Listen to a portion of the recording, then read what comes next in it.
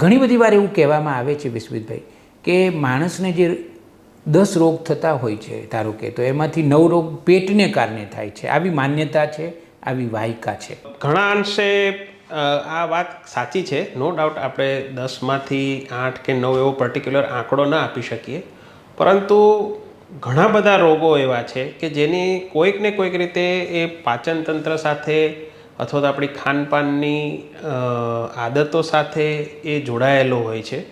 એનું કારણ એ જ છે કે આપણું જે આ શરીર છે એનું પાવર હાઉસ જે છે એ પેટ છે, એ પાચન તંત્ર છે.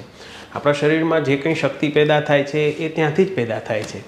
અને સ્વાભાવિક છે કે એ તંત્રની અંદર કોઈપણ પ્રકારની ગડબડાટ થયો કે કોઈપણ પ્રકારની એની સાથે છેડખાની થઈ કે એની સાથે એની અનુકૂળ પરિસ્થિતિઓ ના થઈ એટલે આપણા શરીરની અંદર ગડબડ ઊભી થવાની જ છે. એન કેન પ્રકારે સીધી રીતે કે આડકતરી રીતે એની સાથે કંઈક ને કંઈક વસ્તુઓ જોડાયેલી છે.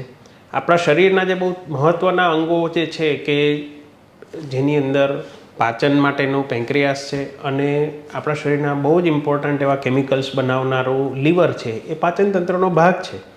એટલે સ્વાભાવિક છે કે આપણા ઘણા બધા રોગો સાથે સ્વાભાવિક છે કે પાચન તંત્ર ક્યાંક ને ક્યાંક જોડાયેલું હોય છે. એટલે એ માન્યતા અમુક અંશે ઘણી બધી સાચી છે. એટલે તમારી જે વાત છે કે 10માંથી 8 રોગો કોઈક ને કોઈક રીતે પેટ સાથે જોડાયેલા છે, એ વાત સાચી છે. અને એ વાત સાચી હોવાનું માનવામાં કાંઈ ખોટું પણ નથી કારણ કે એ બહાને આપણે એટલીસ્ટ પાચન તંત્ર તો સારું રાખીશું.